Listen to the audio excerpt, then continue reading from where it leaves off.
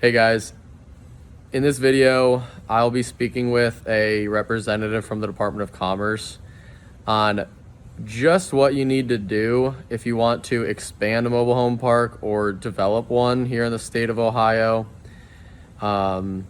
Because the Department of Commerce is the regulating body, when you go to build a mobile home park or expand one, those are the rules and regulations that you're going to need to abide by. And in fact, you need their approval before you expand or develop a mobile home park. And they have an approval process. So it's something that I'm curious about. And in this video, I'm speaking with a representative from the Department of Commerce that can go over the process in the state of Ohio for, obtaining approvals to break ground and expand or develop a mobile home park. So thank you for watching. I hope that you get something out of this video because I know that I did.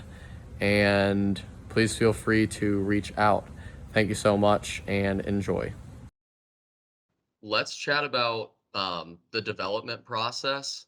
Mhm. Uh, if I was an owner of a manufactured home community and I had 50 manufactured home sites in my community and I had an additional 10 acres of green grass on the same parcel and I Right. wanted to expand my community, say double it, you know, what is the process, for doing that, in terms of, where does the Department of Commerce, how do they regulate? How do I get approvals from the Department of Commerce for a project like that? Sure. So I guess I'll start from kind of very overhead perspective on it, and then we can kind of get a little bit more specific after that. But the process itself is pretty straightforward. There's not a lot to it, at least again from a very overhead perspective, which is, you know, if you're going to be doing any kind of work in a manufactured home park, the first thing you need to do is one, get a registered professional engineer, uh, registered in Ohio, on board, and they have to prepare plans showing exactly what the work is going to consist of. Adding 10 lots, adding 20, whatever it is, preparing plans and filling out the paperwork that we have for that project. They submit that paperwork to our department, and then our division, reviews it, checks every single aspect of it with our rules to see is everything comporting with what we require. If it does, it'll get a plan approval, and at that time the park can begin work, actually doing the work, and they've got 3 years to do so from the time that it gets approved. Once the work is done, well, it depends on the project. But at least one inspection can be done, but multiple can be done kind of in stages depending on what's going to occur. And so once the development passes all of the inspections and we make sure, yes, it was built and constructed in accordance with what they submitted and got approved, then then the park is permitted to put it into operation, that development. So that's a very kind of simplistic view of the process. Hmm. Plans, approval, work, inspection. So, trying to drill down a little bit more or zoom in on it, it's hard to kind of answer too much because so much of what is part of that process depends on the specific project.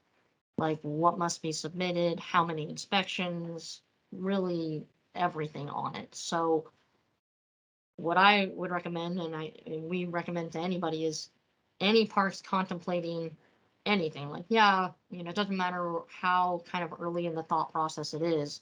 Hmm. Call us up, call the division up. Tell us, where you're at, the idea. Hey, I'd like to do this. Is this possible? What would it take? What would we have to submit?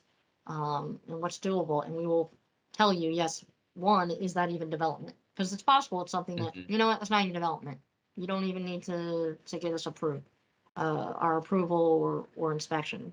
But then if it is, the type of paperwork we're looking for, and then the requirements that that project's going to have to meet, and the standards that we'll have to will apply in that instance.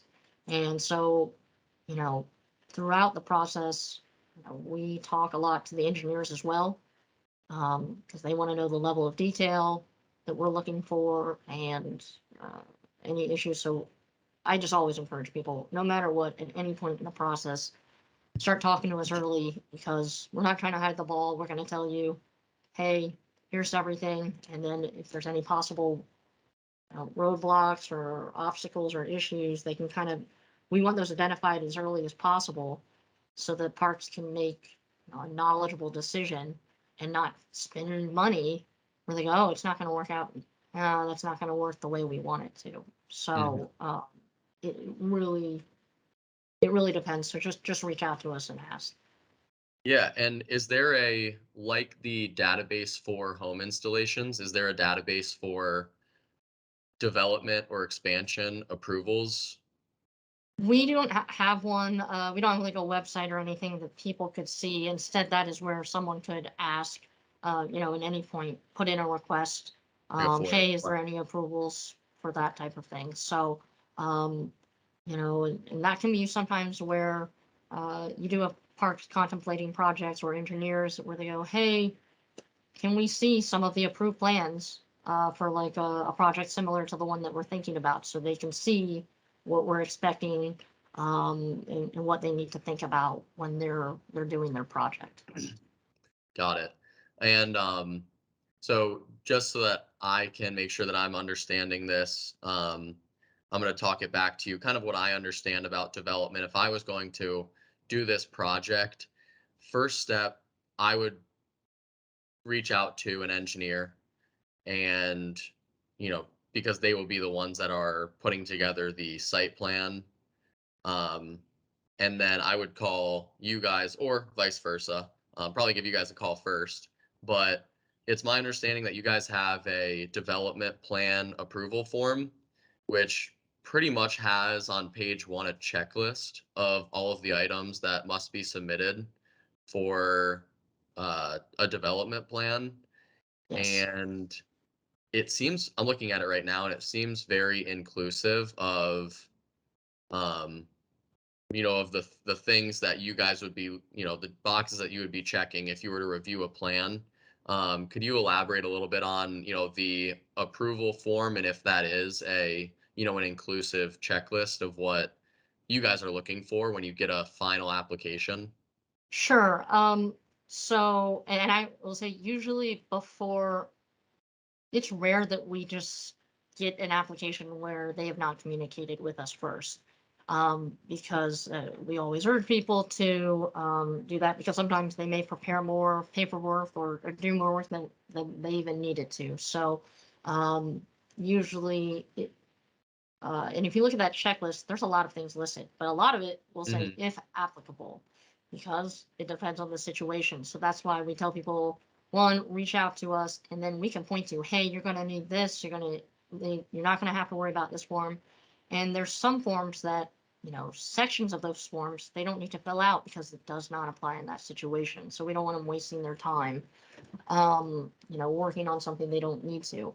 So on there, you can see the different types of things as they apply. Like, for instance, if there's a local zoning authority, we're going to need written approval from them that the parcel of property or parcels are zoned for use as a manufactured home park, or in cases where they've got, you know, grandfathered provisions, non-existing or existing non-conforming use, that type of thing. So if a park has, let's say, a public water system, they operate and run their own public water system, those are regulated by the Ohio EPA. We're Hmm. going to want to see everything you submitted to the Ohio EPA, but we're also going to want to see the approval letter from the Ohio EPA saying, yep, they have, they are in compliance with it. So that's why that checklist, I would say, is, yeah, a good guide. I still say talk to us first, because we may be able to narrow it down even more. Or if it's not clear, if there's questions about some of those requirements on that list, let us know. But it's not like, if you submit it and something's missing, we're going to tell you. It's Hmm. not like you're going to get like some formal rejection and it's going to be knocked out. You're going to have to restart again. You say, Yeah. hey, we're only missing these 2 items. Can you get these 2 in? So it's a cooperative process throughout, I think. Yeah.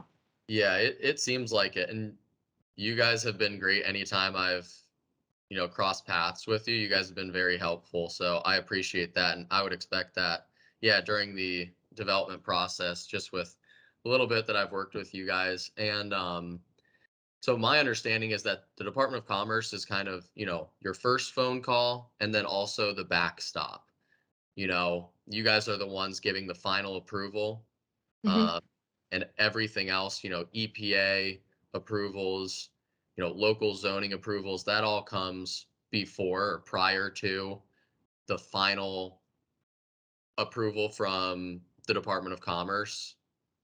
Right. Am I Yes. correct in So saying there that? may be, I mean, that is an important thing to point out is that there may be, it is not just the Ohio Department of Commerce, so there may be other approvals, permits, requirements that that work may need to meet, like at a local level, at a state level, Ohio EPA, something like that. So, um, some people think, which would be helpful. Hey, it's a one-stop shop. All we have to worry about is submitting plans to the Ohio Department of Commerce. We can ignore everything else, which is not most of the time is not true. Sometimes some projects it is they are limited in scope, so it's not. But if you're talking about a new park, brand new park that we're doing, we're gonna want something from the local fire department talking about the fire protection equipment that they've got set up in the park. It's a zoning approval. If any time a park is in or has a portion of the park in a floodplain or special flood hazard area, get ready because then you're going to Mhm. require, then that's another approval. It's a floodplain permit that we do. And then, that's a whole new set of requirements, floodplain regulations that come from the federal level that uh, we administer and enforce as well. So, um, yeah, on the front end, you're gonna want to check with us, and then with any other applicable jurisdictions to see what all may be involved because we've had somewhere, hey, we've got to comply with the city's requirements for this work as well as the Department of Commerce. And so we always tell people get with us both on that before you do your plans because you want to come up, design plans for the layout of this park and then you find out, we got to modify this now to meet this other group of requirements. So, and as much as we can coordinate with other agencies or, jurisdictions, we will, as needed. But yeah, on our end, at the front end, when you're submitting your application, that's where, before you even get to do the work, get the approval, inspections, any of that, we're going to need to see those approvals from those uh, other jurisdictions at that Yeah, point. So yeah. got it. So I think the important thing that I've learned is that the Department of Commerce is, the approval or the application process is more of just, many different hurdles to get over to get approval rather than, a roadblock. Right. It sounds like people that are or owners, developers that are applying for an expansion or a development, it sounds like the roadblocks can be somewhere along the way as they're trying to get Department of Commerce final stamp of approval, whether that be local zoning, if a park is grandfathered and the local Right. zoning authority says, hey, we don't want you to expand, or hey, we don't want to, more mobile homes in our, in our jurisdiction. So, that can be a roadblock. Or say a park is in a flood zone and, you know, the remedies that, an owner has to make to accommodate being in a flood zone may be too costly to Right. justify the development, and that's a roadblock. But it sounds like if somebody can get all of the items checked off Right. along the way, that the Department of Commerce is, you know, basically granting approvals, if you can get everything checked off. Right. So you're exactly right how you're thinking of it. So we do get that question from parks where they want to make sure this is not discretionary, right? Like it's not kind of up to you guys, just whether you like it or not. Project Yeah. from the entrance, it's not discretionary. We have, as long as you submit to us plans and paperwork that show that the work is going to meet the requirements, you're going to get approved. That's it Awesome. on our end. So it's not, yeah, you're not going to prepare all this and get to the point and say like, well, we just decided we just didn't like it. That's not going to happen. So, you know, if one of our approvals, I can't think of one where that would be discretionary either, like at, this other level, um, on it. But that's why, again, talk to us first, identify what you may need, and then, you know, oh, we're gonna need a zoning approval. Well, my first stop is let's go talk to the local zoning authority, to see, yeah, let's talk to them about what we're planning and see if they're going to create any issues in getting us the paperwork we need to get to the Department of Commerce to get where Mhm. we need to go. But for the most part, yeah, I don't think there's a lot of discretion through the process. So yeah, you just got to hit the standards, and if you do, you're going to get an approval. Awesome. Okay, and um, correct me if I'm wrong, but and add to it as well. My understanding is that if I was to, start looking into expansion or development for a manufactured home community, Mhm. the place that I would start or the resources that I would look at would be one, the development plan approval form, and then also the division's rules for manufactured home parks Yes. in the Ohio Administrative Code. Um, and there's, a chapter on or a section on the division's rules for manufactured home parks. Um, so would those two resources be,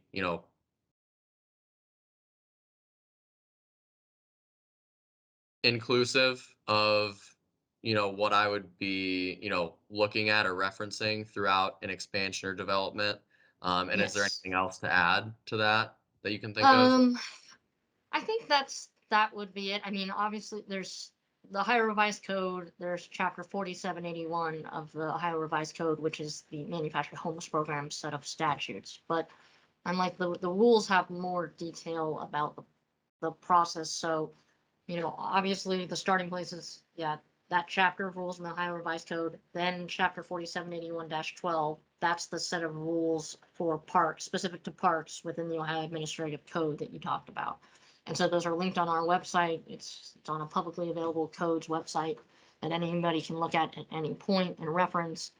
And so, yeah, the forms, the applicable codes, and then, you know, I said, then talk, because usually when people look at the forms, they have questions. It's rare that someone looks at our forms about what's going to be required and doesn't know, what do I have to provide this, or what are you looking for Yeah. here? So, um, that is, those are the three main things. Is, yeah, start a point of contact with us, and like I said, if you talk to us early enough and tell us what you're contemplating, we'll point you, like I'll send you links saying, hey, here's the Mhm. rules that, based off of what you told me you're looking at. Here's a rule about, the location of water and sewer lines in the park, the horizontal spacing, where they can be, that kind of stuff, to try to, you know, direct you to the relevant portions for the project that you're looking at. So, we're here to help you. We want people to comply. Mhm. So, and we deal with these rules every day. So that's why, you don't even have to go looking around. We can send you the ones that would be, relevant. Right. Yeah, you guys are a tremendous resource, and you've been a tremendous resource for myself and my team. So, I can't say enough about you guys, and I would recommend that any owners out there with questions call the Department of Commerce because, you guys are a great resource for people. And I would say we recently updated our website. It wasn't great before, admittedly. Not easy to find useful information, that kind of thing. But it's a lot better. Has a lot more information. Not much about development yet. That is coming, but it's got our contact information. And like I said, that installation guide, a bunch of stuff like that, links to all of the codes. So, any questions, I would start there, and then, reach out to us. I'm happy to provide, yeah, David has my contact information, is free to give it out to anyone at any point. So, yeah, we thank you very much for the opportunity, truly. So, Yeah, absolutely. It's been fun. I haven't done many of these. So, I enjoyed it. I hope that, this wasn't too, um, bearing on your end, but, oh I no, not at all. really appreciate, yeah, you hopping on and, If you've hopefully, got any I've other, got a like I lot said, to any digest. follow-up questions or anything, or if you get anybody with questions, feel free to reach out and ask, or like I said, we could set up another one of these, or you can, direct them directly to me, whatever you want. So, um, that's one of our things. We need to get more information out there so that, Hmm. people can find us, and we can help them along the process wherever they're at. So, it's been a pleasure. Yeah, same here. All right, Mo. Well, I hope that you have a great weekend and can You enjoy too. the weather that we're having. Go So, Bucks. In a go Bucks. Yep, that's couple today. hours, we'll see. So, All right, all Mo. right. Thanks. I'm You sure have I'll a be good speaking weekend to you too. soon, but All right. thank See you ya. again. All right, Bye. bye.